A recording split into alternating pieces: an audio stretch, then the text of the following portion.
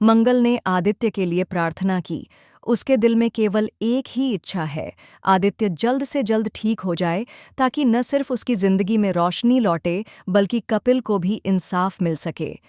मंदिर के सामने बैठी मंगल जब आंखें बंद करके गणेश जी से मन्नत मांग रही होती है, तो उसकी आंखों से आंसू लगातार बह रहे होते हैं। उसके शब्द कांप रहे होते हैं, हे गणेश जी, मेरे आदित्य को जल्दी से ठीक कर दीजिए, उसकी याददाश्त वापस ला दीजिए। वह फिर से वही बने जो मेरा सहारा था, मेरा हमसफ़र था। लेकिन ठीक इसी वक्त सौम्या अपने कमरे में बैठी हुई शीशे के सामने अपने चेहरे पर मुस्कान लिए खुद से कहती है, नहीं मंगल, तुम्हारी ये प्रार्थनाएं कभी पूरी नहीं होंगी, क्योंकि अगर आदित्य ठीक हो गया तो मेरा बनाया हुआ पूरा खेल खत्म हो जाएगा, और मैं ऐसा कभी नहीं होने दूंगी। इधर घर वालों की हालत खराब है। कुसुम बार बार भगवान से दुआ कर रही है, अक्षत और ईशानी भी परेशान हैं। सबको लग रहा है कि आदित्य अगर अपनी याददाश्त खोकर बचपन में चला गया है तो उसका मन और दिल कितनी पीड़ा झेल रहा होगा। घर के हर कोने में चिंता का माहौल है, मगर मंगल को पूरी उम्मीद है कि उसकी दुआएं रंग लाएंगी। दूसरी ओर कपिल पर लगे आरोपों ने घर वालों के बीच एक तूफान खड़ा कर दिया है। पुलिस केस बन चुका है और इल्जाम यह है कि कपिल ने आदित्य को धक्का दिया। कपिल अपनी सफाई देने की लाख कोशिश करता है, लेकिन सबूत उसके खिलाफ हैं। मगर मंगल का दिल कहता है कि कपिल निर्दोष है।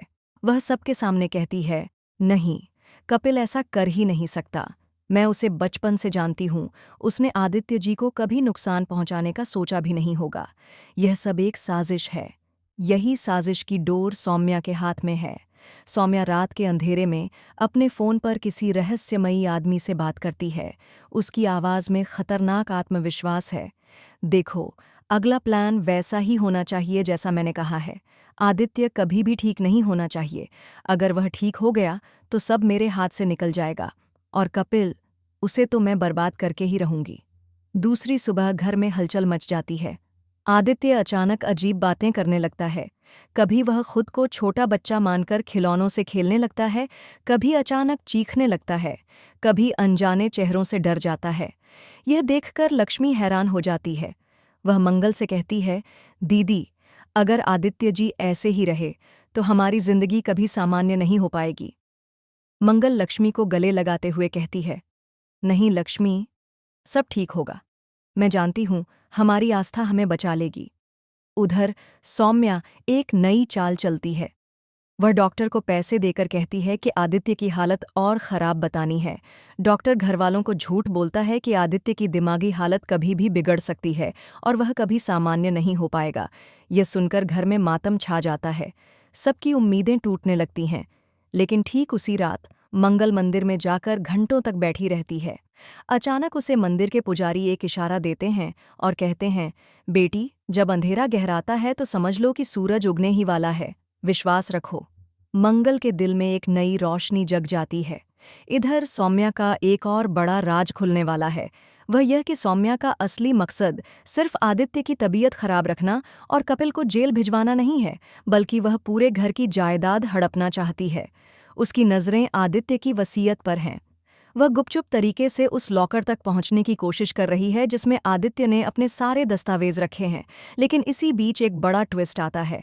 आदित्य अचानक आधी रात को अपने कमरे से बाहर निकलकर स्टोर रूम में चला जाता है।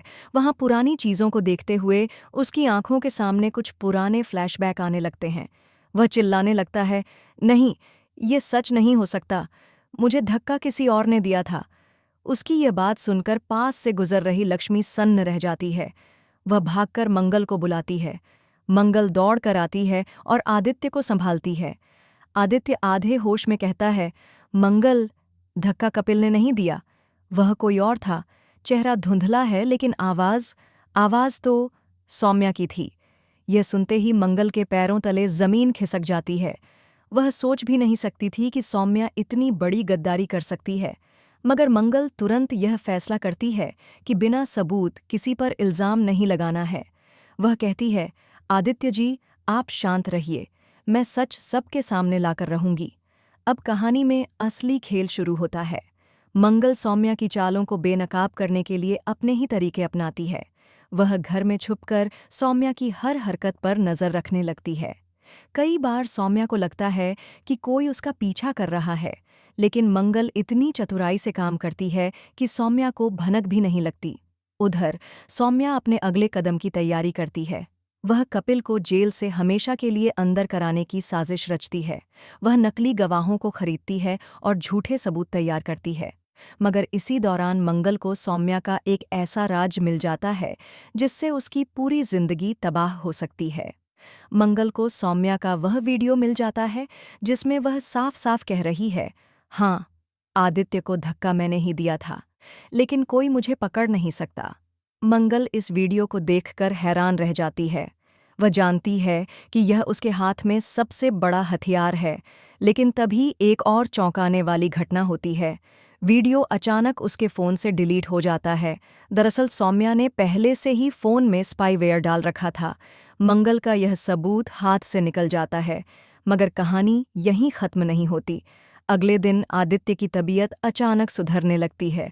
वह धीरे धीरे अपनी याददाश्त वापस पाने लगता है, लेकिन ठीक उसी वक्त सौम्या उसे मारने की साजिश रचती है। वह